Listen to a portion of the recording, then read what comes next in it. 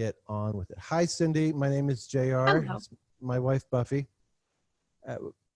You're here as Cindy, or as Mindy's advisor. So your role here is to help her when she is having to choose from some fairly similar things. A way of looking at it is we're asking her to choose between various shades of white, and the question is which shade of white is right for her.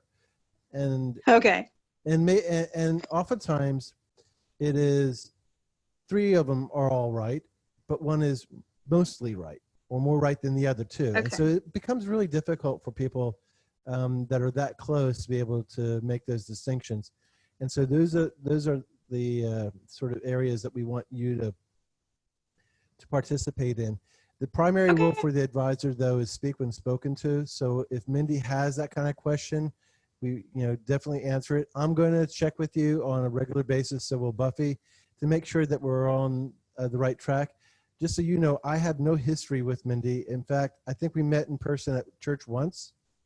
Yeah. So I don't know anything about her past. I don't know anything about her. I just found out she's a teacher. So I just don't really know that much about her. The only thing I know about her is what the assessments say about her.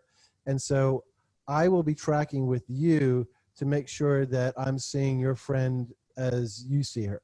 And that's your primary role in this process. The goal for all of us is for Mindy to walk away with a purpose statement and an understanding of her design that is her. Not my interpretation of her, not yours, but is Mindy's, and that has to come from within her. So I'm going to, basically the results of her assessments are her results. I don't know any better than that, and so that's why we're going to go with the assessment. The only thing that I will push her on is in the priorities of values, and that is oftentimes people just don't have an appreciation for what really is most important in their life, and it's difficult for them to organize that. And so I will ask her in question form, so really this is more important than this, and kind of guide her through that process so that she can really come up with her most important values. The reason why that's important is because that controls a lot of the purpose statement. Your number one is your number one, and we need to make sure that we get those right. So let's pray. Dear God, we want to thank you for this time with Mindy.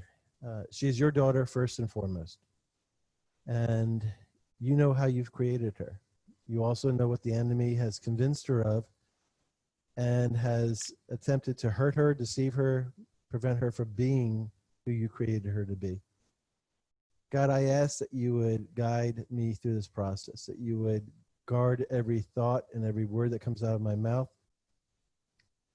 that we would be able to rightly identify Mindy's design and give her a clear idea of what you created her to do, where she will find her greatest significance and be able to really flourish in whatever form of ministry you have set aside for her. God, be with us in this process. Guide me and direct me. In Christ's name I pray. Amen. Amen. So we start off with the complementary assessment results, and these are the motivator role and impact style. With a lot of people, there's a lot of subtlety, but in yours there isn't. You are just a very highly creative individual. Creative is not necessarily limited to artistic, but it could very well be reflective of that. So what this is and at 70% creative, that's what we would consider an extremely dominant number. Ideas, the birthing of ideas, the what ifs, there isn't a problem that we can't overcome. Those are the sort of mantras of a high creative, because they are always about coming up with a new idea. Some of them are great ideas, some of them are less great. And so for you, there's, and then right behind that, you have your designer. What the designer does is it takes that creative idea and gets it to what's called a prototype. That prototype is the beginning of solidifying the idea, giving it substance, giving it structure, giving it deeper thought other than a theoretical idea. And so you have both of those. So you have the capacity of getting an idea from its initial inception, inspiration, intuition, to a point where it actually is a feasible possibility. Okay. The part that you're missing is at the center and the right. And so in any kind of group effort that you are looking to be part of, you need to make sure that these other roles are covered by the other people.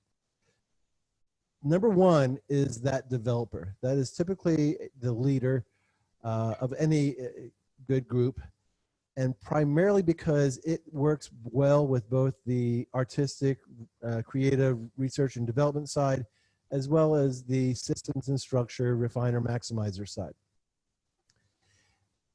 This is an especially important role for you to kind of really hone in on, because as dominant as your creative is, you need to be with somebody who is equally confident in their leadership positions. So they need to be 60, 70, 80% in the developer side, so that they can see the benefit of what you're bringing to it and hold off the criticism that is going to come from the systems and structure sort of people. Okay.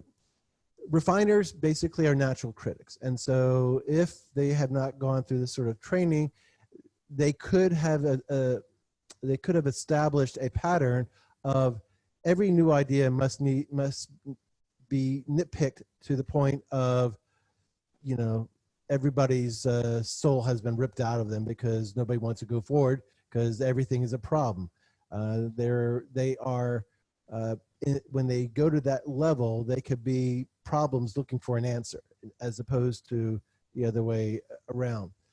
So the developer is, when they are doing what they are designed to do, will hold off that criticism until the idea gets to what I call the toddler stage. You know, when it's in its infancy at the creative stage, you know, you can't expect it to be able to run a marathon.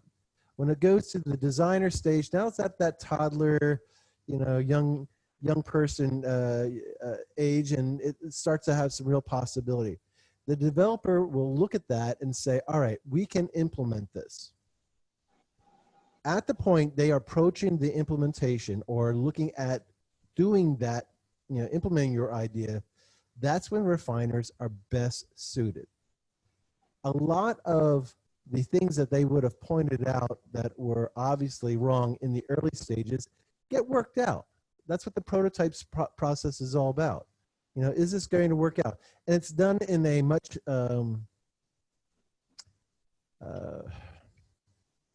sensitive way, because it's being handled by the creative people. The developer is always concerned about success of implementation.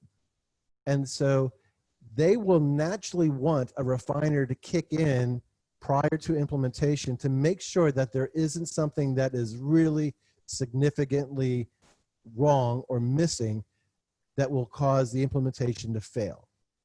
And so when you have a strong developer, they can look at your ideas and allow it to percolate, allow it to simmer until it either goes out because it wasn't a good idea, or you've actually gotten to the point where that idea is now feasible. At that point, they will make a decision, can I implement this idea? And when they do that, that's when they kick in these other people. Now, that opposite end, that furthest one from you, maximizer, is not just physically opposite of you, it is as far opposite as possible. These are people that are going to potentially really not appreciate you and what you bring to the puzzle, to the problem, to the world, to life, to the ministry, to work. Because as a high maximizer, they are motivated by keeping something working as long and as repetitiously as possible. You represent change and new, and change and new breaks things.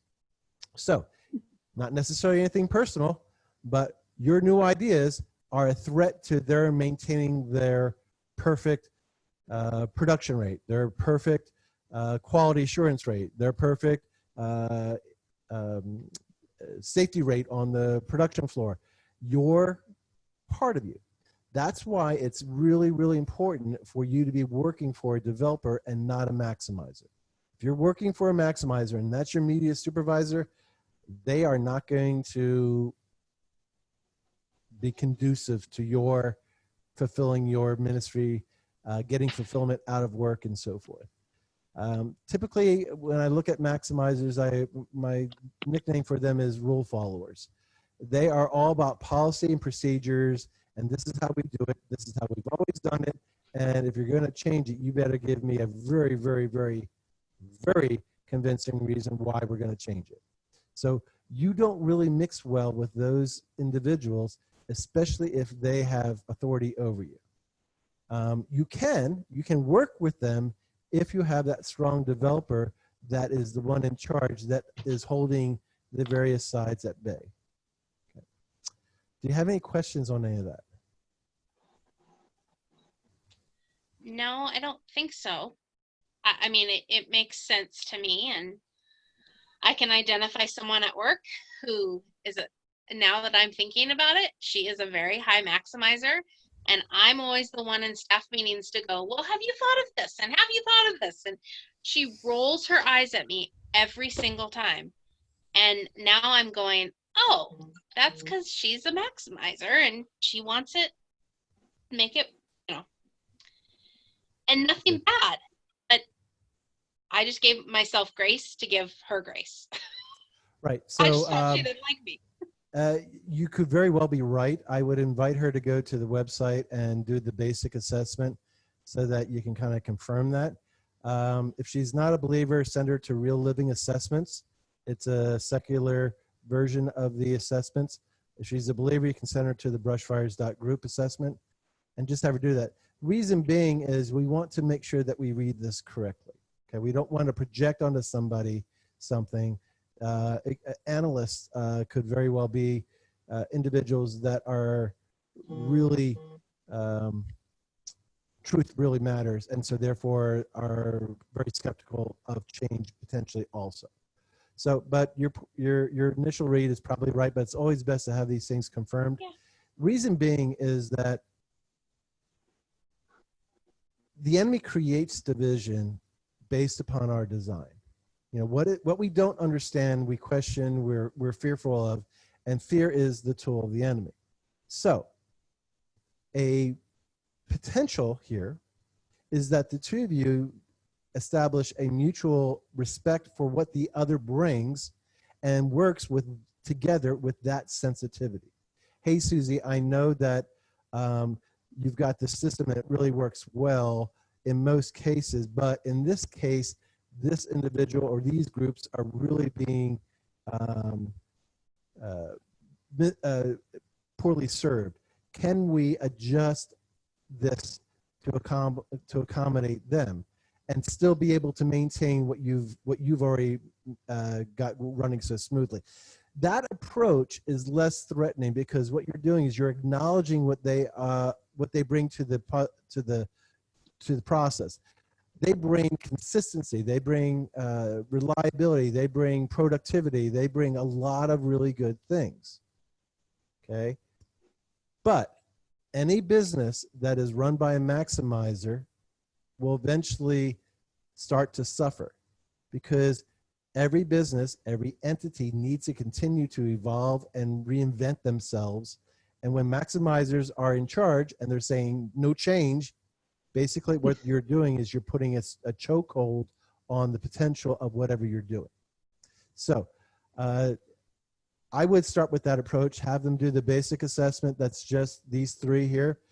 And then sit down with them and say, hey, I want to work with you. I think the two of you know, I believe it or not, can actually accomplish some really good things, but we just need to understand what each other brings. Because if she was 70% creative, I would be warning her about how she's dealing with high creatives. Okay. What about you, Cindy? Is that your friend, Mindy?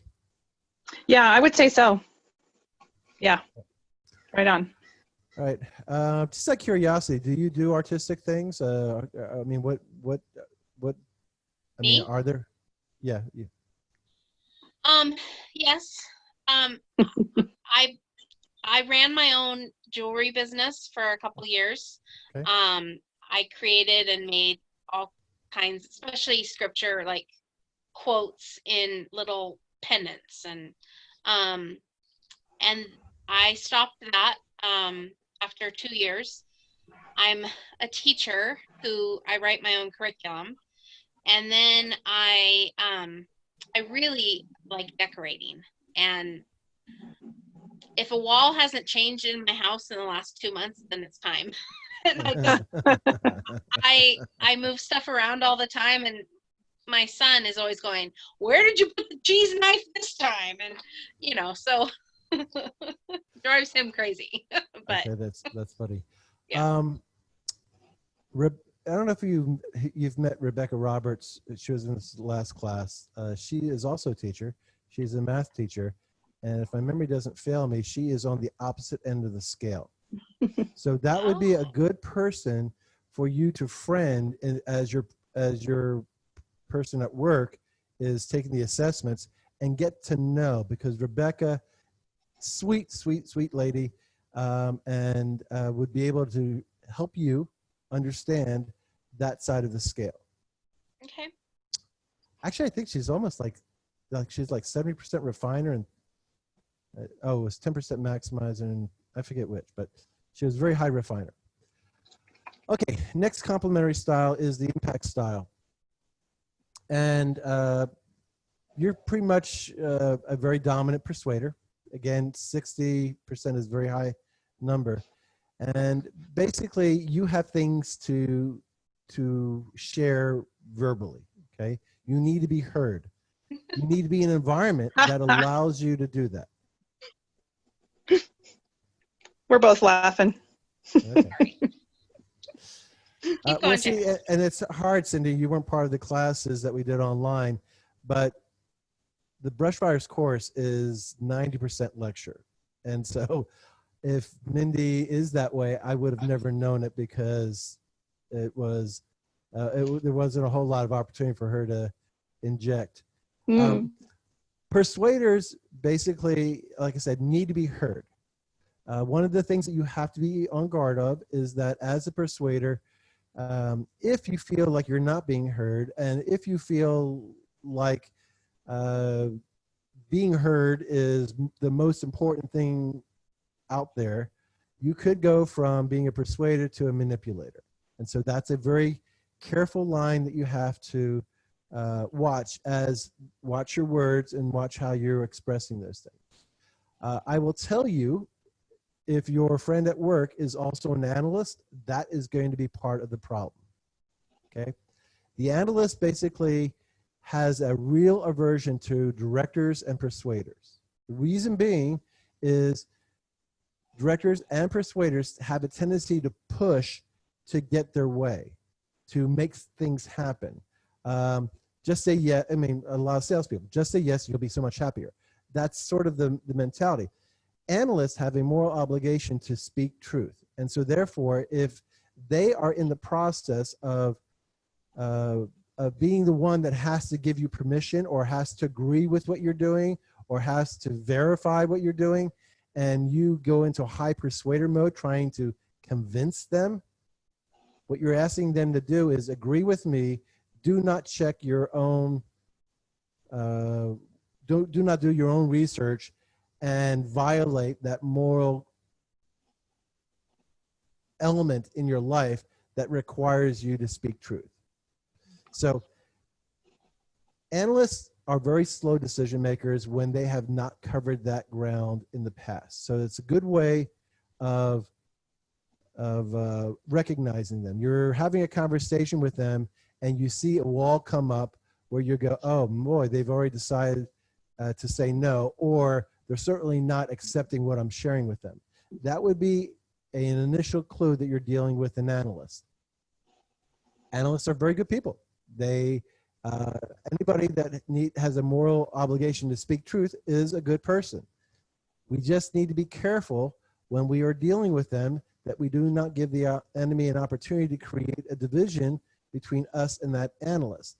That analyst could very well be the person that gives you the information that allows you to be able to share in the mystery that you really need to. But if the enemy creates division between you two, that partnership will never happen. So if you feel like you are in a situation where you need to get an answer to be able to move forward, and the person is an analyst, your best line of reasoning and operation is to say, hey, Fred, I know you need some time to really look into this, and I want you to make sure that that you're comfortable with your decision. Can we talk next Tuesday? Next Tuesday, will you think you'll have enough time to research things by then? That takes off the pressure. That tells the analyst you're not trying to twist their arm right now. You could also say, hey, and is there any additional information that you need that I can provide that will make the process quicker for you and easier for you, since I have this information already available? That's something that you could also hand an analyst and say, here's information, you make your decision, I'm just giving you this information, okay? And the more that you can do that in hard copy, link form, the better, because the more you talk, the more they feel like you're trying to convince them. The other aspect there is cooperator, and basically there's a fairly sizable side of you that just wants to help people, and that's, everybody loves cooperators. So that is a relatively universal truth, that cooperators are well liked because everybody needs help in some fashion. Any questions on any of that, Mindy? Nope. Okay. Cindy, did any of that make sense to you with regards to Mindy? Yeah, it does. It's great. Good. Okay. So you're not a very subtle person, Mindy, if you haven't already figured that out. You have a lot of extremes in you, okay, which is intentional by God. So this is who you are. Don't try to apologize for it. Don't try to defend it. It's who you are, and embrace it. So the next area is temperaments, and this is how your mind works. This is your wiring inside your soul, and everybody's is different. This is yours. In this particular case, it's broken down into 4 categories: how you focus your attention, how and where you gather information, how you evaluate that information that you've gathered, and how you approach decision making. Okay. There is a lot of opportunity for you to be misunderstood here and for division to be created. So until brush fires becomes common terminology that everybody understands, you're going to have to carry the burden of helping people understand this about you, or simply you need to understand that they're not going to get you unless they are wired just like you, which is going to be hard to do in this case. All right, so focusing attention. 60% internal, 40% social. Basically, that's how when you are studying something, when you are learning, you have a fairly equal balance here of being very laser focused and then also looking things from a peripheral standpoint. So being able to pick up little cues, facial recognition, signs, body language, just a vibe off of people. All those are things that you're sort of sensitive to being able to do. And so being there in the middle is also an indication of mental,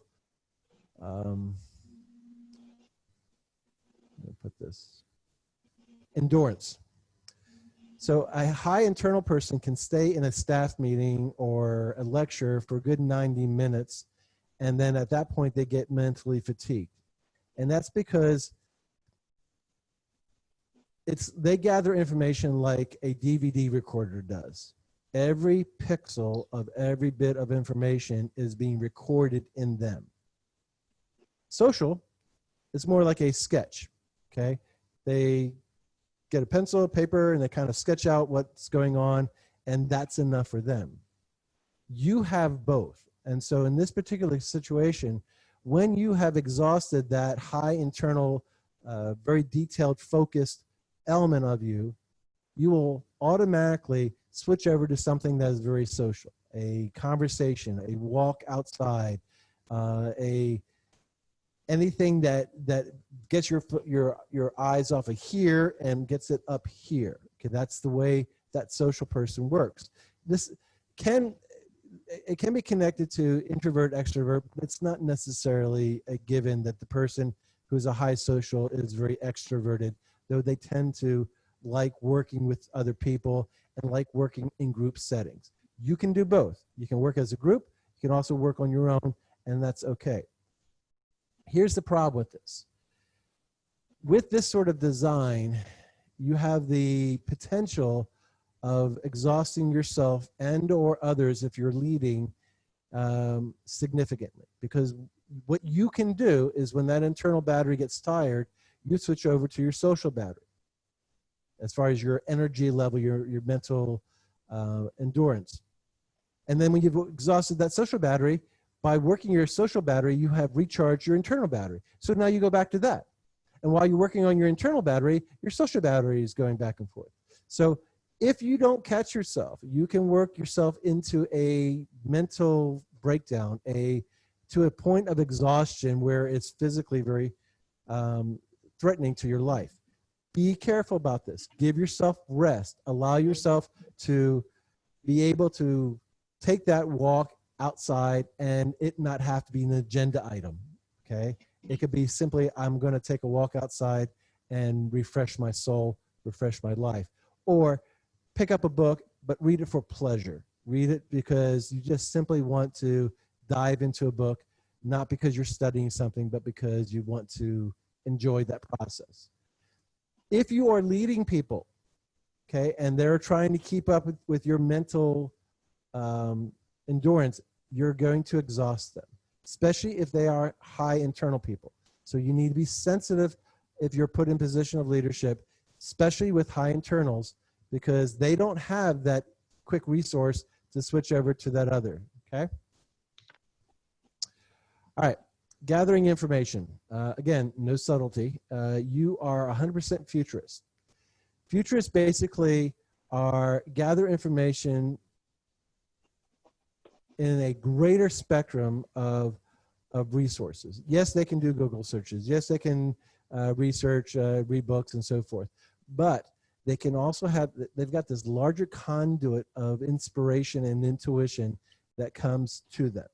So when you have a feeling, when you have a gut intuition about something, that to you is as real as if it has been studied for 100 years and there's 50 dissertations written on it that you can look up on Google. Your sensitivity to that inspiration and intuition is very, very high. If you are trying to sell one of those ideas, promote one of those ideas to somebody who is a high realist, they're going to look at you like you're a dreamer, like you are just pulling this stuff way out of left field and that there is absolutely no substance to what you're saying. You're going to have to be sensitive with these people because oftentimes God wants you to be able to share with them. So in this particular scenario, I would strongly recommend that you establish friends and advisors that are in the middle, that are 50-50. Because they will be a good benchmark for you to be able to go to, hey, I got this feeling about this or that person or whatever. What do you think? And with their realist part of them, that will be somebody that will be a good sounding board for you to bounce these ideas off. So establish those sort of relationships.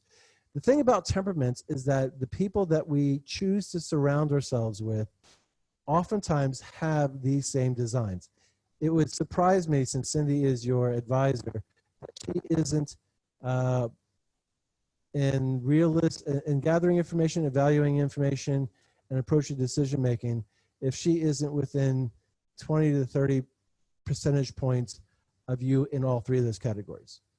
It's quite likely she is, because the people we choose to surround ourselves with, our spouses, our closest friends, tend to think like us, and we feel safe around them because they come to conclusions like we do. They value inspiration and intuition. They value the subjectivity of feelings. They value, in your case, being organized and being planned. All those things.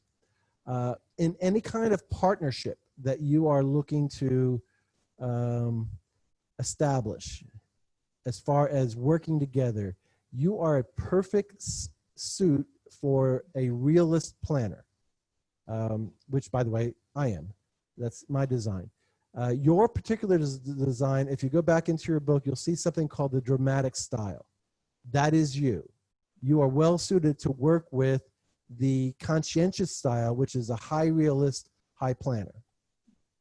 And it's not because you are compatible being able to see things from the same perspective, like I mentioned Cindy might be in that category. It's that you balance them out. Okay? They are very precise and structured and determined. You are going to be coming in from that feeling, that intuition side of things. And that's why it's really, and I got to tell you, with that high planner of yours, you'll be accepted by a high realist planner because you'll be showing up on time, you'll be organized, you'll have your stuff together. That doesn't necessarily mean they're always going to agree with everything that your futurist says, but they'll look at the track record if they give it enough time, and they'll go, wow, I'm really glad that I listened to Mindy. So any kind of business, any kind of ministry, any kind of group effort, look for people with that design, and that will be a good fit for you. Evaluating information. All right, so these last two are the areas where the enemy has the greatest success in creating division in relationships. All right, you're 100% feeler. Again, there's no subtlety here. You will have passionate feelings about things. That is just who you are. Your level of passion today about it may not be the same level of that passion that you will have tomorrow. You really, really need to have friends who are 50-50, 60-40 in this area. Because without you knowing it, you could damage relationships that are important to you and to God because of that passion. Feelers look at information as, how does this impact humans? How does this decision, how is it going to have an impact on my friend Cindy, on my coworkers, on my students, on my whatever? That's your number one criteria. Not does it work, which is what a thinker looks at. Thinker looks at it from that perspective first. Does it work?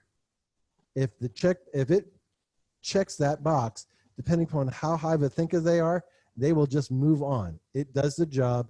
We're done. No more discussion. It's important for you to have people in the middle, because that thinker, that high thinker is going to look at you and go, all right, that's why Rebecca would also, I'm pretty sure she's like right in the middle here. Rebecca Roberts, you need to look her up and spend some time together, because she's in the middle there, I believe, and would be a great resource for you to go to and say, hey, did I hear JR right? Did he really say X, Y, and Z and so forth? You know, that's just wrong. I mean, he just, you know, offended all these people and hurt their feelings and so forth. That person would then say, well, okay, he might have said it that way, but that's not what he intended. What he intended was this. It was a clumsy way of expressing it. And at that point in time, you could say, oh, okay, you know him better than I do. I'm glad that we got that resolved. I don't, you know, I'm not going to harbor those feelings, because your feelings are just that. They're feelings. They will come and go. What you don't understand is how you address a thinker is more permanent. So if they're 80, 90, or 100% thinker, feelers express and experience love through passion. You know, words, in your case, words, hugs, motions, flowers, all these things, very expressive in that way, very passionate in that way. Thinkers experience and express love through trust. So here's the scenario that the enemy loves to do. You get upset at somebody who is a high thinker. You don't have that Rebecca Roberts buffer in between you. And you go right to them and you go, that is the most unsensitive, that's the most insensitive thing I've ever heard. I can't believe you said that. You are a terrible human being. You must have absolutely no feelings at all. And you just blah right on them. Now you feel better. And you go to work tomorrow and you see Fred and you're over it because you express your feelings and, you know, you have no permanent ill will towards him. Fred looks at Mindy and goes, I can't trust her. She just blasted me. Fred has been simmering on that and looking at the objective perspective of what you did to him and saying, I can't trust Mindy. Therefore, even though you're over your feelings and you've gotten over it, they didn't. And because you hurt them in the way they experience and express love, which is trust. So really, really important for you to have that 50-50 person here so that you have a person to go to and get a more balanced perspective of what you're trying to determine, is it true or not? Okay. By the way, and I didn't say this earlier, Cindy, every design element is perfect because it's given to us by God. So her being 100% feeler is not a handicap. It is not a mistake. It is who God intends her to be, because the way he intends to use Mindy, she needs to have that capacity. Mm-hmm. Okay. All right. Okay. Down to the last one here, which is approaching decision making. This is more consistent with what the world likes about humans. Now, be very careful how I say that. What the world likes. The world likes everything on that left-hand spectrum there.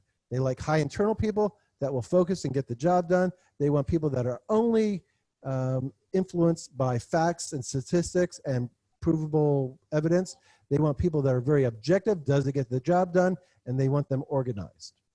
That's what the world tries to get everybody to follow along with.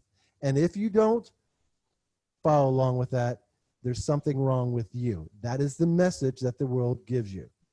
God is 100% planner and 100% adapter, 100% thinker, 100% feeler. You have a sliver of him, and these are the slivers that you have. So this part of you, the world's going to accept being organized and being on time and all that. They like that about you. Adapters basically are driven crazy by you. The more organized you are and the more you try to organize them, the more they are going to resent it, because they like spontaneity. They like having their options open. They like to be able to wake up and go, gee, I don't know what I'm going to do today. Oh, what a great feeling. Huh? What do I feel like doing? Oh, let's do that. Oh, well, no, squirrel.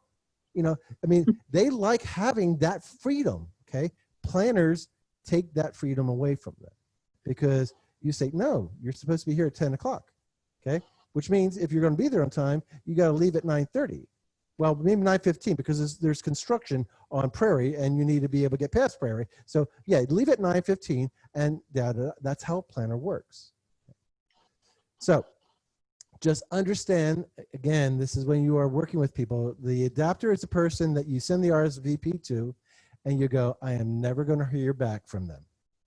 I would love for them to come to this special event. They will never RSVP. Or if they do show up, they'll show up without RSVP. Or they could RSVP and not show up because something else came up. That is the way adapters work, because they're very spontaneous. You know, what do I feel like doing now? And that is the direction they go off in. They are the one that had a exam that is due on August 1st, and they start studying July 31st. That's how they work. Whereas the planner says, all right, well, I've got 5 weeks until then. I will spend 4 hours a week. My best days are on Tuesday and Thursday, so I'll do 2 hours on Thursday, 2 hours on Tuesday, and now I got a plan and I'll go for it. That's how a planner works. Now, can adapters show up on time? Yep, they can. They can show up, they can get fired a couple times from work or reprimanded, and they can come up with the decision, if I don't show up to work, I will lose my job. I need my job to be able to do the things I like doing. I will show up on time. So they will be punctual to showing up on work because there are consequences. Does that mean that they're going to show up on time to your birthday party? No. Does that mean they're going to show up on time to that dinner engagement? No.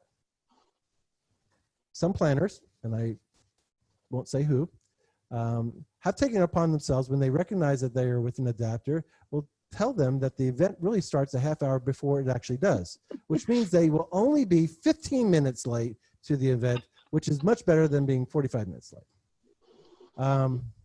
Until they kind of figure out what you're doing, and then that doesn't work either. Anyhow, just understand that if you're working with an adapter, give them freedom, give them room to breathe. And if it's absolutely necessary that somebody show up at exactly the right time, if they are not expressing personal responsibility, find somebody else. Okay. Now here's another thing too. Adapters will prioritize things that matter to other people. Okay. If you say, Susie, I really need you to be here as my counselor on this thing, because I'm really going through a tough time, and this is really, really important. And you're the first person I thought, can I count on you to be there? When that sort of personal exchange is done between you and an adapter, the adapter will be there. Because how it impacts other human beings, if they really understand it, if it's been expressed to them and they've agreed to it, they'll show up, because then it becomes a priority. All right. Any questions on any of that? Nope. All right. So how many thinkers and adapters and realists have you figured out are in your life that you need to figure out how to deal with? Don't name names. Don't name names. Yeah, couple. Yeah. All right. Cindy, how does this correlate with what you understand Mindy to be? I'd say it's right on. Yep. Good. Good, good. That's what Go ahead and start and read out loud, teaching and instruction. Okay, so I don't see your such as. In this particular case, this one doesn't have it. Okay. This helping others has, for example, so it just depends on the particular one. Oh, okay. So teaching and instruction, helping people learn, perhaps to learn a new skill or new information, or deepen their understanding and expertise of a subject or ability. So helping people either learn a new skill of a subject or ability, gain new information of a subject or ability, or deepen their understanding and expertise of a subject or ability. Back to those. So you're going to teach them a new skill. Basically, you're teaching them piano. They've never learned piano, so that's the skill that you're teaching. Versus you're going to help them gain new information. So you're going to help them learn punctuation today, let's say. And so they've never really learned how to write an essay without proper punctuation, so that they're going to gain new information from how that they're supposed to apply their punctuation. That make sense? Yeah. Close. I don't know. Those are too close to me. Yeah. All right. So are you eliminating number 3? Yes. Okay. So we're going to focus on 2 and 1. Explain to me, now this is an interest. It's not necessarily something that you're doing on a regular basis. So keep that in mind. Okay. It's kind of hard to pull away from what you're actually doing. But, and you might be doing exactly what your interest is, but explain to me a situation in your teaching and instruction where, just explain a situation where you really feel that you're doing what you're supposed to be doing.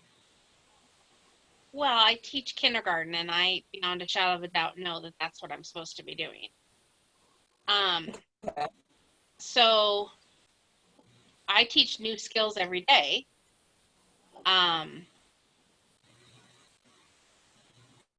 Or like I've been teaching Caitlin to cook. She's my daughter, and I can start real small and, you know, say, okay, this is what this is called, and here's how we do it. And I'm leaning towards number one now that I kind of talk it. That's okay. I'm gonna go ahead and say number one. Final answer. Yeah, and I would say that because those were the two examples that you pulled out, that they were more of a new skill. And I would guess that because those are the two examples that you pulled out, that's kind of your bent, your interests, your desires. Okay. So and again, it doesn't mean you're not teaching people a new information. It means that's where you shine the brightest. Okay. So okay, so helping others. Meeting the needs of people in a hands-on, tangible manner. Either meeting the needs of people in a hands-on manner or in a tangible manner. Tangible manner. Okay. Okay. Office and clerical. Providing the kind of detailed support that enables an office to run smoothly and efficiently with a strong sense of organization and order, often through routine tasks. With a strong, number one, organization often through routine tasks, or order often through routine tasks. Mhm.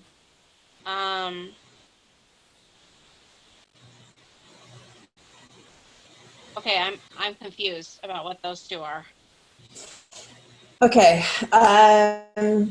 Organization would be that you have the files where they belong in all the right drawers. And so if some paperwork gets dropped on your desk, you instantly know where to organize them. And that's your routine tasks of organizing. The other one is order through routine tasks. It could be and I know that you don't do payroll, but let's say if you're doing payroll, you have to get the hours from your employees, you have to input the information into the payroll system, you have to write the checks, and then you have to pay, so it's kind of an order of doing things. Oh, so number two. Okay. All right. And motivational leadership. Okay, so leading people to accomplish personal or organizational goals by encouraging, inspiring, coordinating, organizing, strategizing, or celebrating. So encouraging, inspiring, coordinating, organizing, strategizing, or by celebrating. Right. And so the two different categories, one of them is goals and the other is organizational. Oh, Choose a category. And then okay, so I need to choose one in there? Correct. Okay.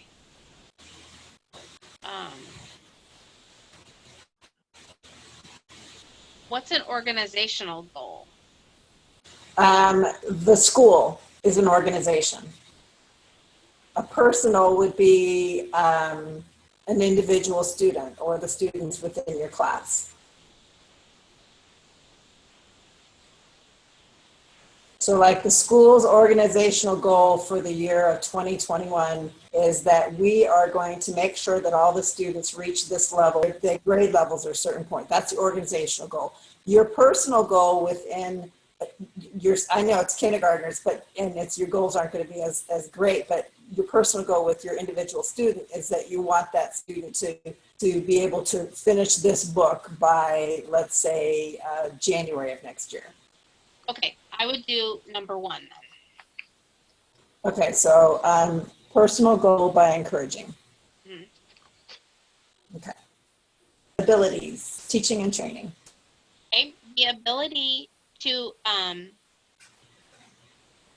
effectively educate others by developing programs that help others learn and apply knowledge, or giving demonstrations that help others learn and apply knowledge, giving lessons that help others learn and apply knowledge, or designing strategies that help others learn and apply knowledge. Number 2. Okay, giving demonstrations. Mm-hmm. Okay, independence and self-management. The ability to work independently with little or no direction or supervision, to move into new situations on your own initiative, or to set and meet your own schedule, budget, or quality standards. I definitely like to work independently, but I also like being able to like move into a new situation and just be like, oh, I'm gonna do this today.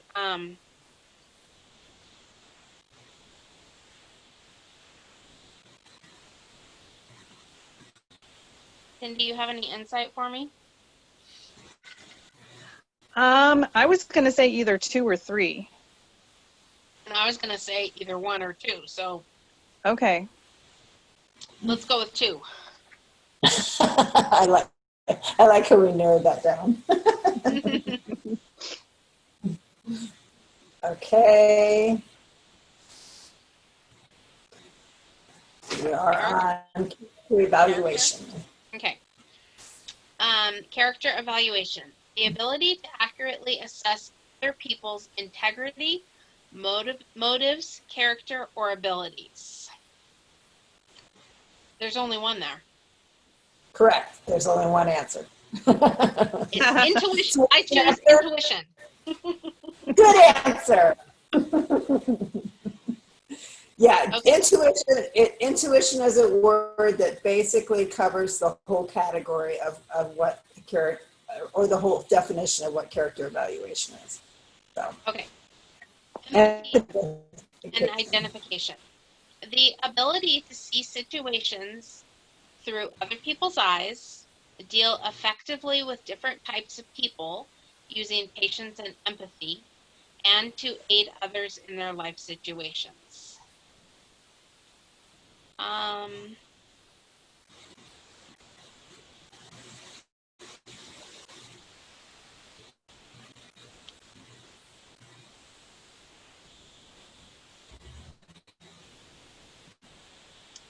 I'm leaning towards number 3. Okay. Yep, let's do that. Okay. All right. Artistic expression. The ability to develop visually pleasing or interesting items through the use of colors, patterns, shapes, and forms, or to apply musical knowledge to writing lyrics. Well, it's not number 5. Okay.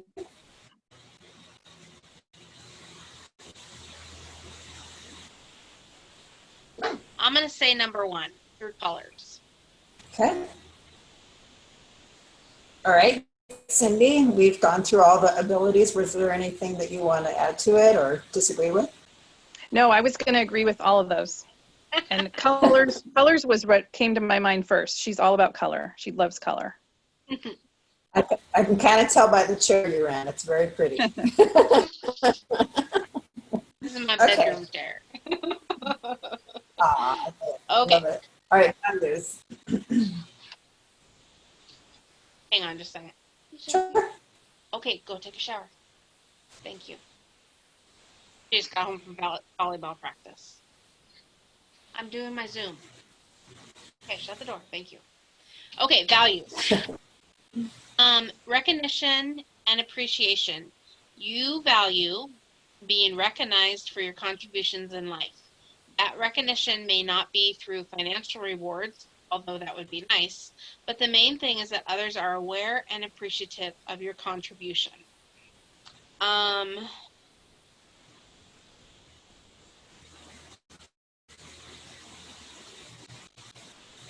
Number 1. Okay. Whoops. Instructor helper. Being an instructor and helper. You value situations where you can help others learn something new or teach them how to do something they don't know how to do. You like the look on people's face when you help them learn or understand something that will help them in life.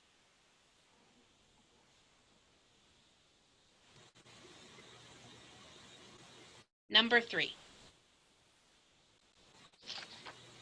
Go down to designing and creating. Yeah, Okay. let's just work on that one. Yeah. Okay, you value being able to invent or design things from scratch. You don't mind being told what to do, but you'd rather not be told how to do it. You often have more new ideas about how to do things than you can actually implement. You'd rather start from nothing than use someone else's design. Oh, yes. Okay.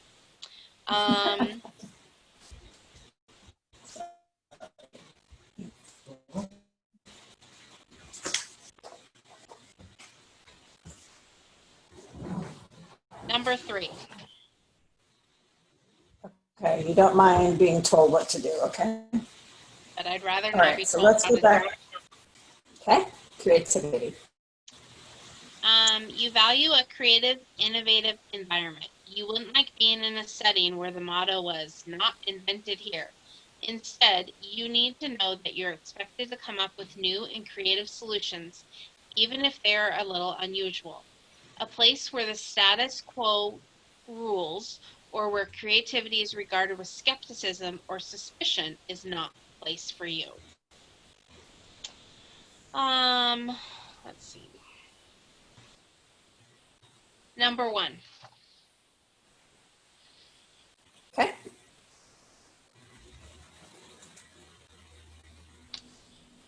Autonomy and independence. Okay.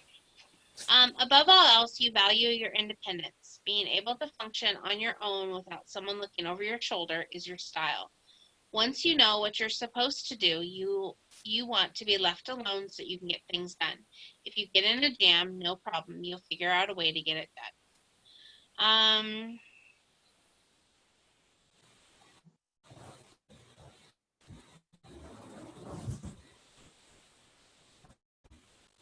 Number 4.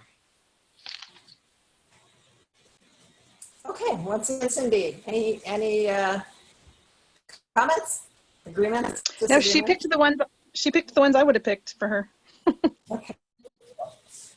Just kind of give you an overall perspective. Interests are your field of ministry. If you think about it, God gives us all acreage. But where that acreage is an indication as to what you are expected to do. If God gives you fertile soil and you're out there in a rural area, then you would think, well, he wants me to farm. If he puts you in the urban acreage, it would be different. If he puts you in a corporate acreage. And so the interests are the basic what. They work really closely with the values, but are good indication as the sort of work that you're going to really flourish in. And so identifying your acreage, your what, is one of the key elements here. Abilities are the tools that he gives you there. So even if you are in a rural area with fertile soil, if he gives you a hammer and a an anvil and a series of horseshoes and so forth, you're not really going to be the one doing the farming. You may be the one putting the shoes on the horses or dealing with repairs to equipment. So the tools that God gives you also is an indication as the sort of things that he wants you to do. And then finally, the most important is the values, and those are your why. This is what gets you out of bed. This is the primary motivator for wanting to do all the others. Why will I get up out of bed to begin farming and to plant those seeds and to bring in that crop? Why? Those are the important elements there. So that's how the three of these are broken out. For the benefit of Cindy, interest, there are 25 of them. And so these are the top 4 that she chose. Abilities, there are 32. So these are the top 5. And then values, there are 25 values and 20 interests. So got those two mixed up. And then of those, as you just experienced, we then take the construct and we parse it down to the words or the combination of words that really speak the most to Mindy. So it's not simply are you interested in teaching as we've defined teaching, or being an instructor or helper as we've defined being an instructor or helper, is what aspect of being an instructor or helper really motivates you. And so there are different reasons for wanting to be an instructor or helper, and this parsing process is how we get to that. All right, we'll go ahead and talk about the S items to the left. S stands for subconscious, and basically these are elements that are less likely to be obvious to you. If I had told you that you enjoy teaching, regardless of who your students are, you would say, well, duh, JR, I'm a teacher, which I didn't know until about an hour and a half ago. That being said, there are other things that are less obvious, like character evaluation. So character evaluation is the ability to be able to be around somebody for a relatively short period of time and go, they are okay, I can trust them. They are not okay, I don't want them in my life. And it's actually unusual for people such as yourself who have high futurist in you to have this. I don't see that often. People who are very high realists, who are at the opposite end of the scale, that God frequently gives them character evaluation so that they have some form of intuition that they can rely on, especially as it relates to other human beings. Yours, coming from a high futurist perspective, I would look at that as being character evaluation on steroids. If you look at somebody and you go, something's wrong and I don't feel safe being around them, I would get out of that as quickly as possible, because your sensitivity in this area is off the charts. That's really an important tool. Maybe because he's got you in care of small children as a kindergarten teacher, maybe he really wants you to know who you can trust to have around your kids. And I know as a teacher, you probably think of them as your kids, especially with that empathy and identification.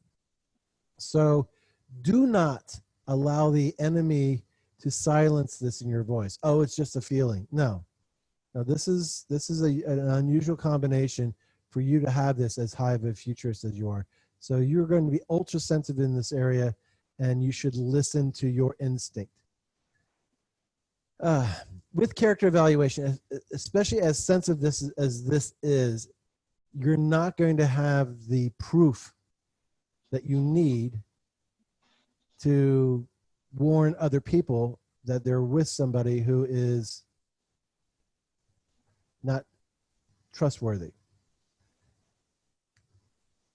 You'll just have to be creative in this area. You're a high persuader. Just understand going up to somebody, a friend who's dating somebody, and going, hey, Susie, don't you realize that your boyfriend is an axe murderer? I mean, he's coming home dripping from blood every afternoon, and people are missing. I think he pretty much is an axe murderer. All that's going to do is call Susie to get on the defense. No, he's my axe murderer. I love my axe murderer. He's my little cutie, and just gets weird.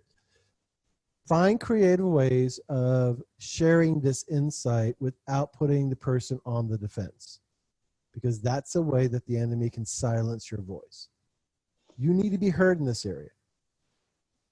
If you're going to say something to a high realist or people who are in authority, you might need some evidence. You might need some more than just your gut feel. If you don't have to go to them and you're the one in control and you can get those people that you're concerned about away from that person, you do it. Don't wait for permission. You do it. And then, you know, if you overreacted, okay, well, I overreacted, but your kids are still safe. Does that make sense? Yeah. Yeah. So be very, very keen on this. As God whispers in your ear, this is something that you need to really hear him on. Okay, empathy and identification. With your super high feeler and empathy and identification, this is also kind of a off the charts sort of thing. I mean, you naturally are, as a 100% feeler, feel very, very intensely. Okay, empathy means that you're not feeling just for them, but you're literally feeling their pain. It bothers you when they are in pain. This, coupled with that high feeler of yours, could really create division with people that don't have it as an ability and are high thinkers. You have the potential to misjudge them and lash out at them because they don't care about other people from your perspective. There's no way they can. I mean, unless they have empathy and identification and are 100% feeler. So you need to be careful in this particular area about making judgments about an other person's level of caring. They just, here's it would be like you playing basketball against LeBron James and the world expecting you to win. It would be that unfair. Now, unless you're 6'8" or 6 or 7 foot, and I haven't recognized that about you, it's an unfair advantage that LeBron James has over you. Same thing here. Everybody that you come in contact with is not going to be as sensitive as you. You're going to have to accept that. You're going to have to say, all right, I cannot impose my design on them and expect them to feel like I do, because that's unfair of me to project that on them. Even if they have empathy and identification, but they're only 60% feeler, they're still not going to feel it the same way you do. So use it for yourself. You're a persuader, so you can use these things to convince people without making judgments that they don't care, simply because they haven't responded like you did. But be sensitive about making that judgment on the other person for being uncaring. Okay, this may be, there's a difference between character evaluation, which says this person is a worthy human being, is a good human being, is a person that I can trust, and projecting your design on somebody else and saying, because you don't feel like I do, you are unfeeling. That's unfair. Yeah. Does that make sense? Yeah. All right. And then autonomy and independence. You being under somebody else's thumb is just not a good combination. Whoever you partner with in life needs to appreciate that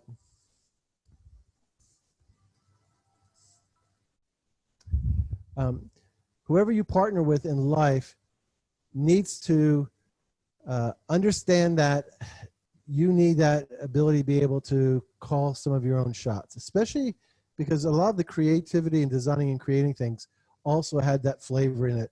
I need to know what I need to do, but then let me alone to be able to do it. So anybody that's a maximizer, that's going to manage you, that's just not a healthy environment for you to be in. It'll be very stifling. I don't care what they pay you, unless you know going into it, I'm doing this for 6 months, I'm going to bite my tongue, and I'm not going to worry about it because God's leading me to do this, but he's only leading me to do it for 6 months, and then I'm out. That's the sort of situation that would make more sense for you. Okay. All right. Thank you. I did notice that. All right. Any questions on any of that? No. All right. The tools are all, the abilities are all classified into major groups. Most people just don't know this. It goes unnoticed when they do the assessments.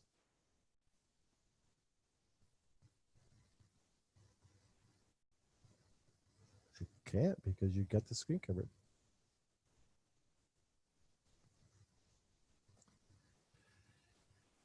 All right, that's Pat's calling, so you might want to find out what that's about.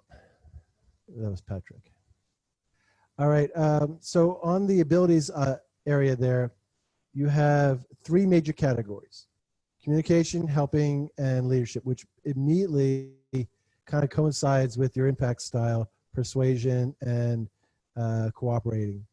So I would, wherever God's going to lead you, you're going to have the freedom to be able to express yourself. Okay, that needs to be part of the process. And for you to be fulfilling, you're going to have to be fulfilled in what you say. It's going to be communicating in a way that helps them. So teaching is a really good avenue for you being able to do that, because you're doing both. You're using your words and you are helping them. But there's any number of other things. I mean, I don't see being persuasive or being influential, so it's not in sales. It really has to do with education. And I don't see teaching as far as one of your spiritual gifts. So that it's not about Bible studies or teaching the Word of God and so forth.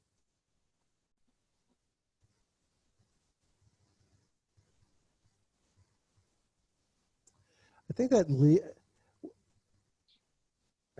really, what you're doing is probably very close to the sort of thing that you should be doing. I mean, with regards to working with small children, you are expressing love to them, you are communicating to them, you are definitely helping them as a teacher, and in many ways, you're also leading them into good character, good how to treat other human beings, all those things. It doesn't mean you don't know that I teach at a private Christian school. I do now. So now you have a lot more flexibility. Okay. Yeah. Because you're not having to violate your moral standing, which would be a good warning sign for you. You get a job offer at a secular environment that offers you 25% more money. That would be a tempting thing for you to take. That might not be, as far as that autonomy and independence and that creativity, they don't want that part of you. And so that part will get stifled down. So, but just because you're working with small children doesn't mean that that isn't a training ground for where God's leading you. Okay. Seeing where that leads is probably what I would be encouraging you in. What other avenues can I communicate with bigger people and still have the ability to help them? So again, I don't see counseling or guiding in there, so that's not really it. And I don't see exhortation. There's going to be a unique area of ministry that will present itself. And like I said, I don't see it in counseling and guiding.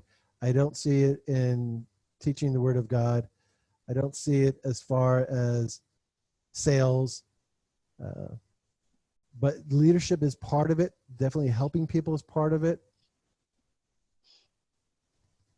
There's something there. And I think when it shows up with you, Mindy, it's going to be, I found it. Because it won't be the normal.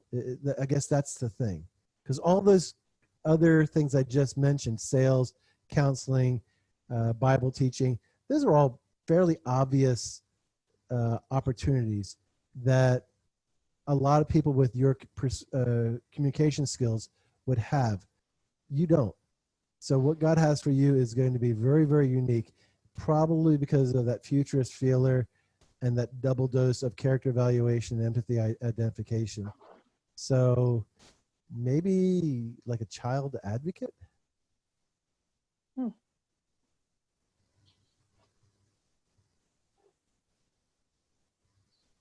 Yeah, I don't. Well, the thing is that with her layout there, um, it's really not obvious. There's, yeah. All right. What else? So we talked about subconscious. We talked about categories. All right. Now for the fun part. Well, it's fun for me because I get to watch everybody anguish over what they're going to do. But it's not going to be fun for you. Sorry. Thank you. You heard her say that? Okay. I'm getting edited over here from the other side of the room. All right. So here's the thing. We're going to take a look at the values, and we're going to look at just the blue lettering to the right of the values. And what we need to do is figure out, first of all, if you had to give up one of those for a very long extended period of time, what would you be able to give up and still have a big part of who you are as a human being intact?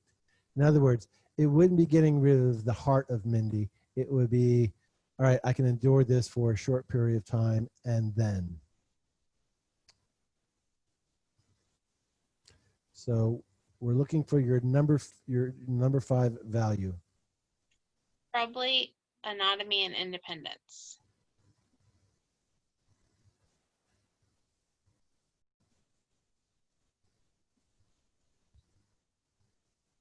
For a short period of time.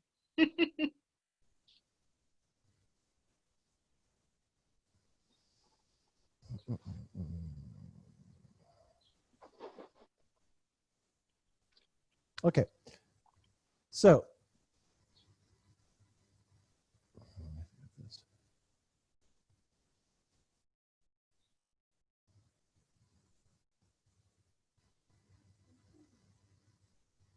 all right, let's say it's much longer period of time. How long can you endure it?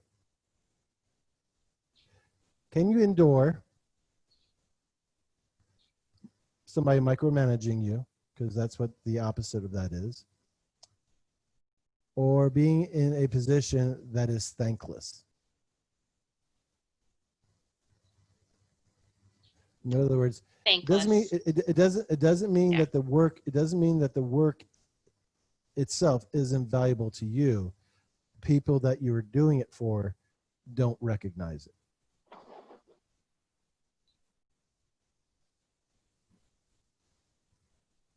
Yeah, I don't like being micromanaged.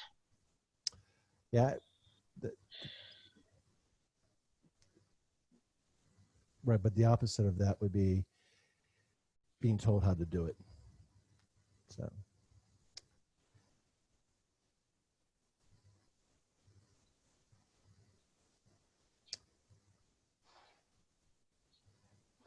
here's another way of looking at that. Between those two,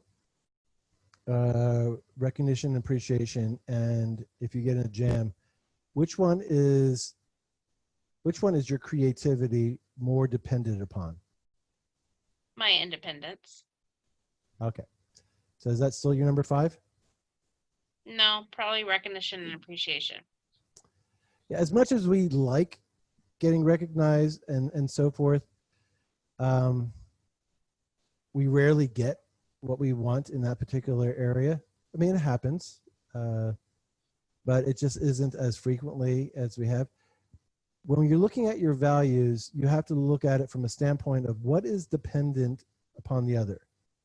Can I be creative if I am being told how to do it and not given the autonomy and independence to be able to do it? Does that really allow you to be creative? Okay. Or can I be creative and nobody really appreciates it? Yeah, you can. So, all right, so let's go with number 5 for recognition and appreciation.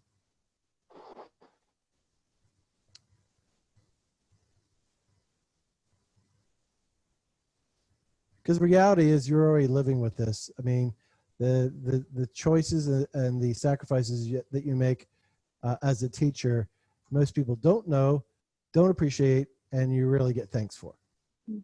Considering how many students you have, if you did, you would be getting a lot more of that sort of feedback. And so you're already surviving in that kind of climate. All right. What is a non-negotiable? Is your absolute, without a doubt, number one?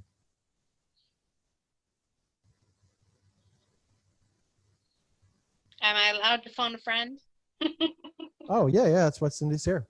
Cindy? I'm toying between that being an instructor and helpful and designing and creating.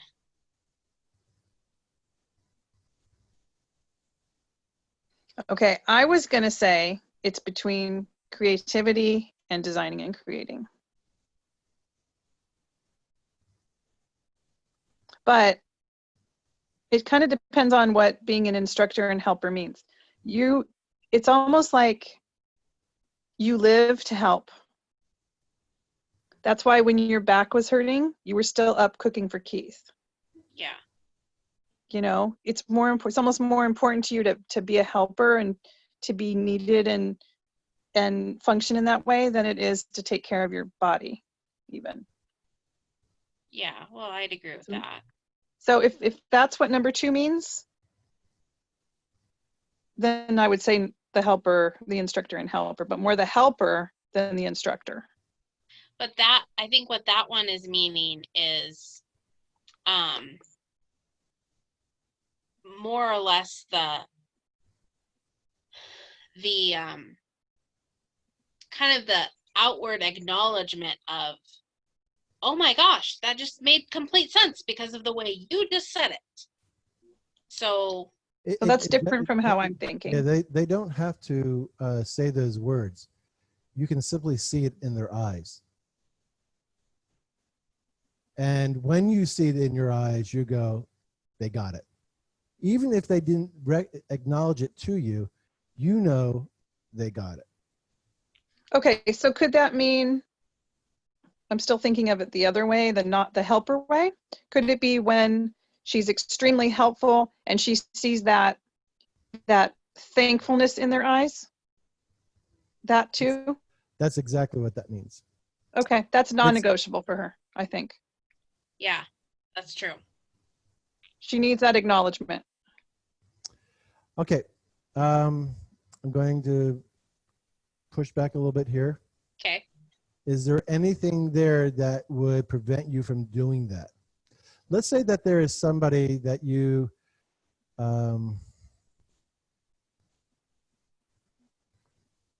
that you definitely know that you can help, and you have a deep desire to help them, but you've been kind of constrained within an environment that says, sorry, you're not allowed to help between these hours. All right, here we go. So being in a Christian school, there are times when you are allowed to freely express your faith. Is that fair to say? Mm-hmm. All right. So let's say you made that bad choice and you went to the work for the public schools, and you see somebody who is the child of a very influential parent in the school. They are non-believers, and you think that there's some abuse going on, and you don't have the freedom to be able to share with that child your faith, or to be able to, without serious repercussions, talking about or dealing with that parent's behavior because of the confines that you're in. So does one allow for the other? Could you share regardless of the consequences, or do you need to be free to be able to do that? See what you're saying. Some people will say what they believe, especially prophets, people with high prophecy. They will speak the truth regardless of the consequences, because analysts are also kind of wired in that direction. But we're not all like that. So can you be your best version of you if you don't have your independence? And if the answer is yes, great, then we'll go with that. If the answer is, I don't know, then we'll ask for Cindy's input.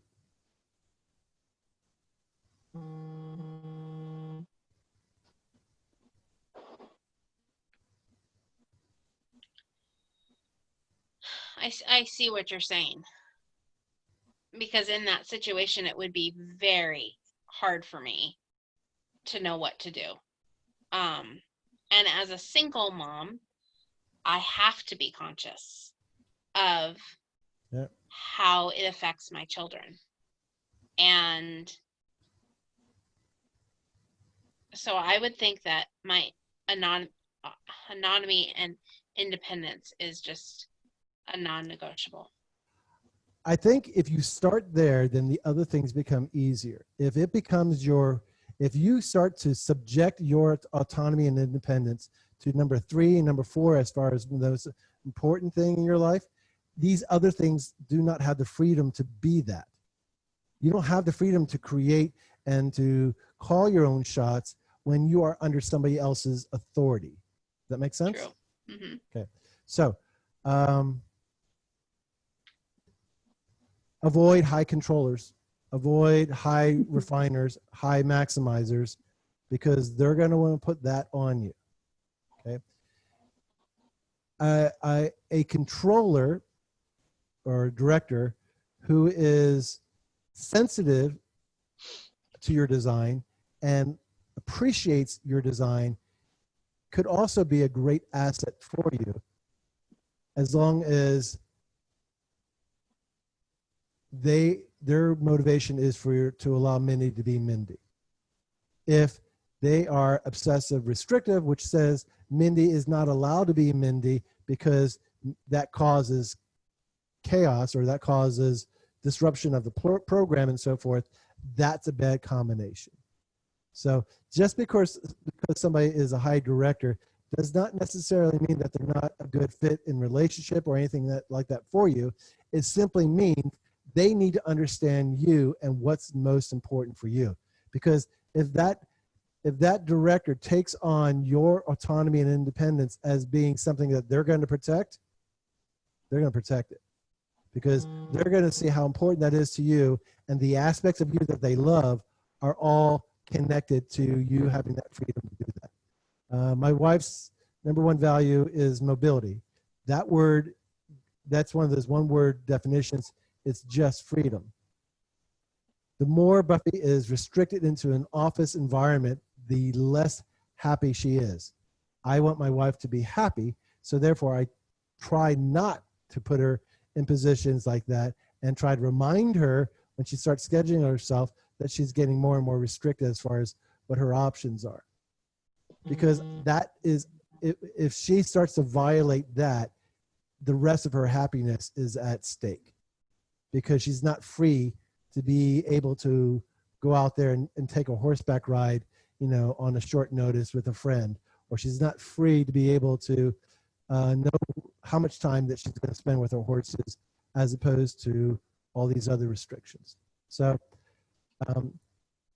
if you know that this is most important to you, then you can begin to express that in these sort of situations so that it doesn't go unsaid. Okay. Does this make some sense? Yeah. All right. 2, 3, and 4 is going to be difficult because they are all you. Okay. You were going to choose being an instructor helper, and that might be very well be your number 2. The other 2 are very, very similar. I think I'd go designing and creating 2. Okay. 3, creativity, and 4, being an instructor and helper. I can see that. What do you think, Cindy? I actually think that's probably right on. I don't know why we were contemplating it before. Yeah. that it might be number one. I think you're right. One of the difficulties and one of the greatest benefits that people get out of our program is understanding what is their number one. Because they will put, I can't tell you how many people who have accuracy and perfection will try to convince me that that's not important to them. And so I just ask them a couple quick questions, and then all of a sudden it goes from their number 4, number 5 value to their number 1. Interesting. You knowing what's most important will allow you to prioritize and predicate everything else that is going to get done. People can look at you and say, yeah, you're a creative person. Yeah, you have all this ability to be able to do these things, but you can't do it in prison. You can't do it within the world confining you. And so until you recognize that that's really, really important, you may be prone to continue to make mistakes about who you go into business with or who you are in relationship with or any of those things. Because if those people don't value wanting you to make sure that you have your autonomy and independence and are all about controlling your behavior, that's just not a good combination for you. That's not a healthy combination for you. So I think we said designing, creating is 2, creativity was 3, and structure helper was 4. Is that what we said? Mm-hmm. Okay. So you have this information, and since it didn't come up naturally in this area, I think that you might have a history of saying these other things aren't as important as they should be. So I need you to kind of step back a little bit and say, my creativity and my ability to be able to help people is predicated on me having a certain amount of autonomy. Now, autonomy does not mean that you're a lone ranger and that you're by yourself and all that stuff. No, it just means that you're around people that love that about you and want to protect that about you, okay? As opposed to those people that, all right, so kind of keep that in mind. You know, that very caring part of you is going to potentially give people the benefit of the doubt, and you need to be listening to that character evaluation part of you that says, this person gets me and this person is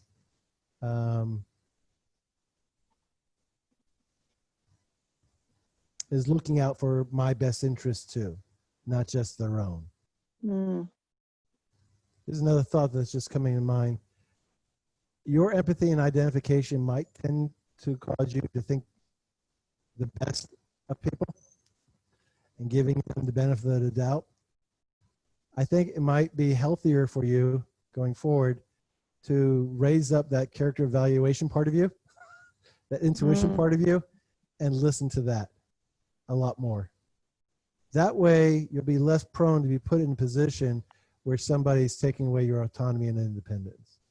If you lead with that, you might be able to hold on to that, which will then allow you to be you. Okay.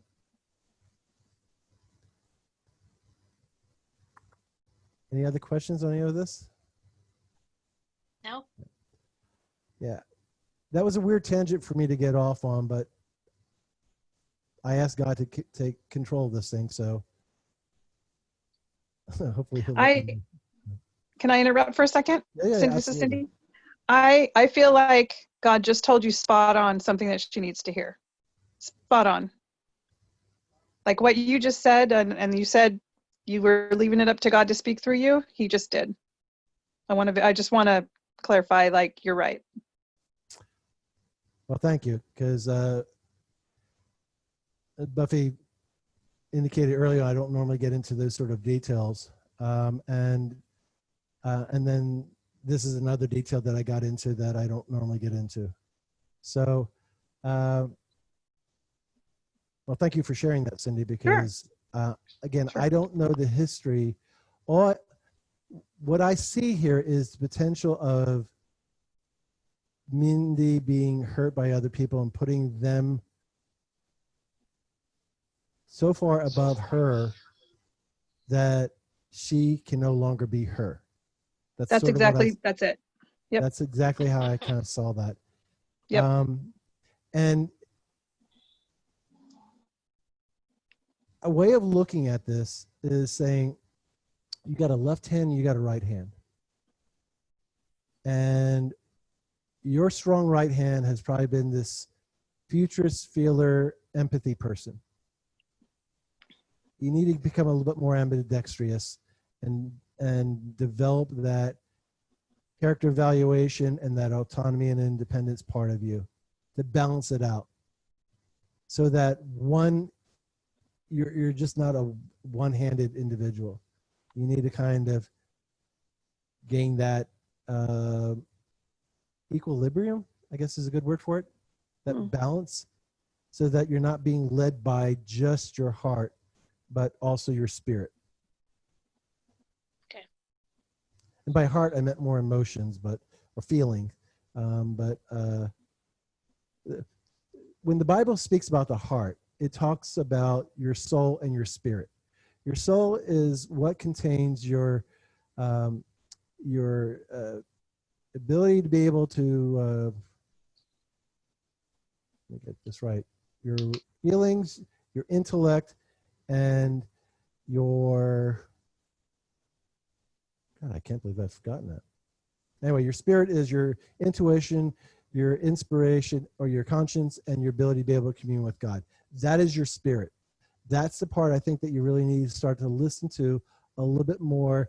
Your mind is the part that has your emotions and your feelings and your intellect in. And I think you need to kind of lean a little bit heavier on your spirit side, which is where that leading from God's going to come from. Mm. Yeah. All right. That out loud, please. Yes. I must have the allowance to apply my creativity within an innovative ministry to tangibly help others by motivating them to accomplish their goals. All right. So first reading, how does that feel like if you're putting on a piece of clothing? Does it feel like it fits? Does it feel like it's confining? Does it feel like it's too broad? I mean, overall, how does that fit you? I don't know if I like the word allowance. Yeah, I struggled with that word, but go ahead. Yeah. I mean, I could put in the word independence, but I think that's a lot stronger. And then the other word I looked at was power or authority, which all means that you are the one wielding the power and the authority. Right. The idea of allowance is that those that are in this with you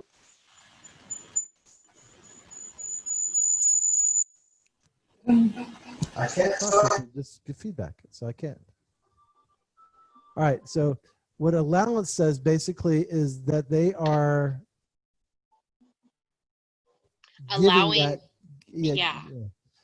So if there's a better word for that, I couldn't find it in my thesaurus.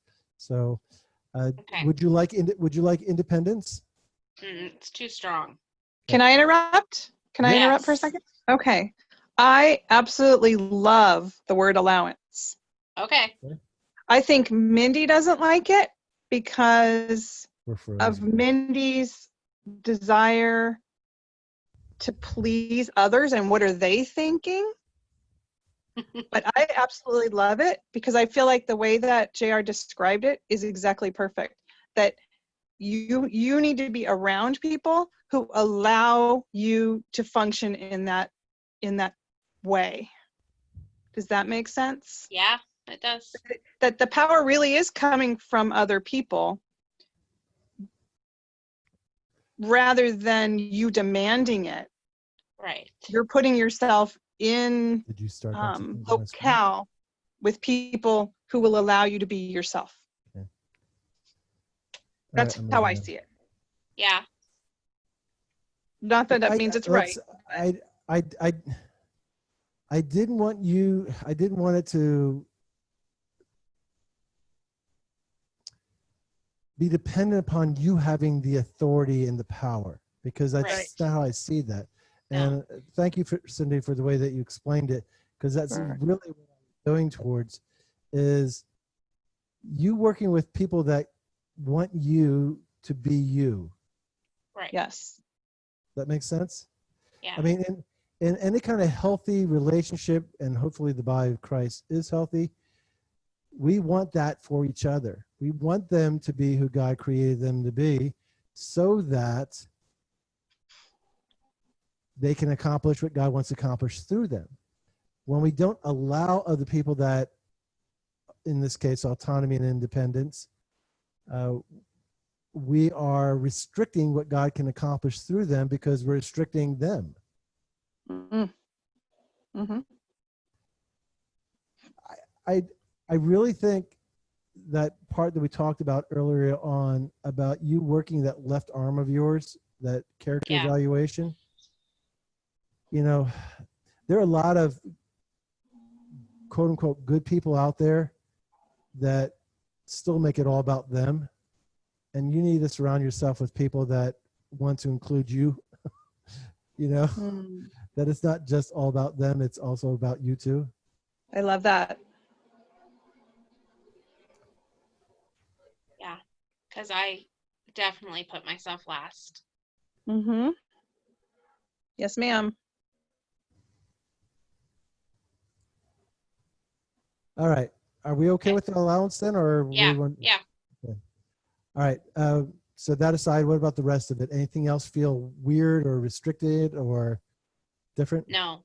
I love apply my creativity. That I really love. And tangibly help others.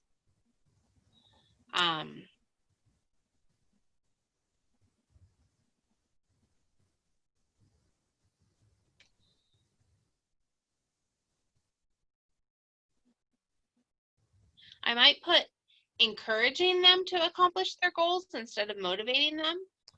They're almost the same. What was the word though? I don't think it was encouraging. Was it? Motivating. Well, that came from motivational leadership, but I don't remember the aspect of that you pulled out of the parsing. Encouraging. Was it? Mm-hmm. We can go with that. Encouraging is different than exhortation. Exhortation is taking it to another level. I probably would have been more likely to use exhorting or encouraging if that had been one of your spiritual gifts, but it wasn't. Yeah, we can go with encouraging. It's the same thing as far as I'm concerned.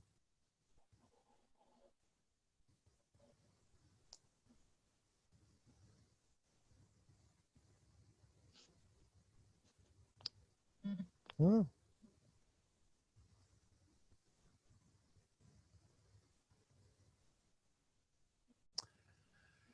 I like it.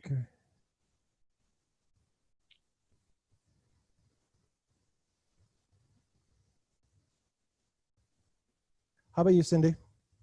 My thought when I first saw it, my first thought was, wow. Like, I was really impressed by it. I like it a lot. Yeah, thank you. That is the goal, is that it actually encapsulates the person.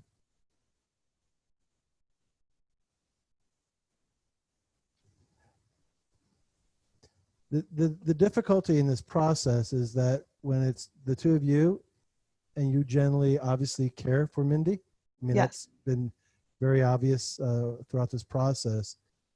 Discovering who she is a, it's really something to cheer and to be happy for. But if we include other people that are not as interested in Mindy, it doesn't have the same impact. So Good point. Yeah. So when we do it this way, it has a chance of really sort of resonating with Mindy, because she's free to be and express herself and getting the support and encouragement from her friend. Okay. Any other comments, Mindy? No. But I can think of well, I guess I do have a comment. That's I said good. no, and then I have, of course, I'm a persuader. I can think of some very strategic people in my life who have allowed me that freedom and that ability, and they've just gently like been a part of me and encouraged me, and I love that. And I bet I you have can no- also, I was going Go to ahead. say, I bet you can also put your finger on the people in your life who have not allowed that to be, and how, and they have had a lot to do with your core being and who you are. and And that's stifling. yeah, for sure. So this is a trickier purpose statement than it might appear at first glance, because it really requires you to be responsible about who you're inviting into your life, Right. who is going to Yes. have authority in your life. And that's where I think that whole thing about the character evaluation is going to be important for you, because for people that are born leaders and that have that as a dominant thing, they decide and they, yes, you can be part of it. No, you can't. You're not coming from that perspective. It's like you have to be careful who you invite in, because the empathetic feeling part of you is going to want to make them feel good. And the people that you invite into your life need to really have your best interest above, in many cases, above their own, really. Because you would so naturally go back to that other role, and they need to be looking out for you going, Mindy, you're doing it again. Mm-hmm. Stop that. Don't give that up. Have that freedom. Here's the thing, Mindy, is that we described this in the class about being a wilderness Christian and about being a promised land Christian. The wilderness Christian will wander around for 40 years in the desert, completely saved, completely going to heaven, completely whatever, but not enjoying the promise of what being a Christian really is. Okay. You have a foot on the boat to get to the other side of the Jordan to get to the promised land. But you're going to have to be the one that takes both feet and goes over there and does that, and then allow God enough time to show you his promises. So for you, this is, I think, the turning point. When you start living this out, the joy bombs that are going to be going off in your life are going to be like howitzers. They're going to be huge because of the amount of feeling that you have. God's not going to give you, oh, gee, that's a nice thing. No, God's going to give you really big things. When that starts to happen, your desire to get back on that boat and go back to that other version of Mindy is going to be completely eliminated. You'll say, oh my gosh, why did I not do this so far ago? Why did I not? Yeah. Wow. So have faith in who your creator is and have faith in where he is leading you, and jump in with both feet. So for the next 7 days, it sounds like we're good with this. Take this to God, word for word, and say, God, is this who you created me to be? I need to know if this is who I am. If it is, God, then please confirm it in my life. Daily, that is your prayer. At the end of that 7 days, if that is not confirmed in your life, come back to Buffy and I. We'll do this again. We'll tweak it. We've got all the notes. It'll be a relatively shorter process. There's nothing wrong with wordsmithing, like when we switch the word motivating to encouraging. It's one side, or it's a different side of the same coin. You're trying to help people with your words, motivating them with the words, encouraging them with your words. So all that is fine. So tweaking a word like that, not a big deal. If at the end of that 7 days, then your prayer has been confirmed that this is who you are, then you need to ask him, okay, God, what is the first step? How do I start to live this version of who you've created me to be? All right, so I guess I'm supposed to share this with you. If you remember in one of the classes, we talked about the 4 stages of love. Okay, first stage is I love myself for my sake. All human beings begin there. The born again believer becomes, I love God for my sake. Oh my gosh, I am such a sinner. I am messing up this whole thing called life. I need somebody to rescue me from me. The third version of a level of love is I love God for God's sakes. Oh my gosh, I can't believe all the things that you did that led me to where I am now. And how I have, how you have been with me every step of the way. The fourth stage of love is loving myself for God's sake. That was really confusing for me until I finally figured out what that meant.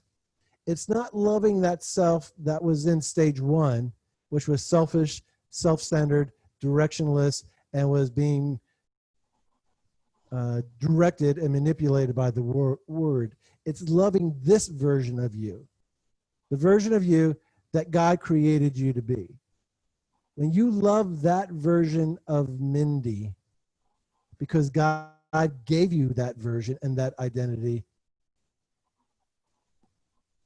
you will then be at that point where the idea of going back to that old version of Mindy, and to the point where with your feeling and your empathy, you are literally going to pity other believers who are on the other side of the river, wandering around, not knowing how to get to the promised land of being, or not even knowing that there is a promised land of Christianity that is here and now, not in eternity, but here and now. Not in heaven, but here now, because eternity has already started. Anyway, so I guess I needed to share that with you. So I did. Thank you. All right. All right. Buffy is going to send this to you in a meme. You need to memorize it. You need to memorize it, not because you need to memorize the words that I came up with. You need to memorize it because it's a compass. And it can only help you if you know what it says about you, so that when you're making these choices about relationships, about jobs, about ministries, about life, you look at that and go, does this lead me closer to who God created me to be, or does it take me further away? If it's taking you in the opposite direction, you better be absolutely certain that God is behind it, because he wouldn't be leading you away from who he created you to be. So memorize it, understand it, so that you can use it to guide yourself in these future choices. Cindy, do you have any other comments or anything else that you would like to interject? No, I was just going to say, before we hang up, I was just going to say thank you so much for letting me have the opportunity to partake in this. Like, this is amazing. This is great. Thank It helps you. me understand Mindy completely, much more than I ever did before. And I really think you're going to be a good accountability partner for her. She needs people like you in her life that want the best for her. Yeah. Because she doesn't always, I think, historically, maybe put herself first enough. No, she doesn't. All right. Well, then let me go ahead and pray, and then we'll cut it, because I've got another one in 7 minutes. Dear God, thank you for Mindy. Thank you for your daughter. I know how proud you are of her. God, you have given her some tremendous gifts. That futurist feeler that she is, accompanied with character evaluation and empathy. That is a double dose of caring. I mean, in many ways, Lord, she feels for your lost sheep like you feel for them. She truly has a heart like yours, God, as it relates to the body. So, God, do a great work within her. The enemy has hurt her, has deceived her, one by one, Lord, as she takes this to you over the next couple weeks, expose each one of those puppet strings that the enemy has implanted in her. Give her the authority, the power, and the vision to be able to cut them, because only she can cut those things. Only she can say, I no longer believe this lie about myself. I no longer believe this lie about my Heavenly Father. I no longer believe this lie about life. And that I am now in a position where I am able to live out who God's created me to be.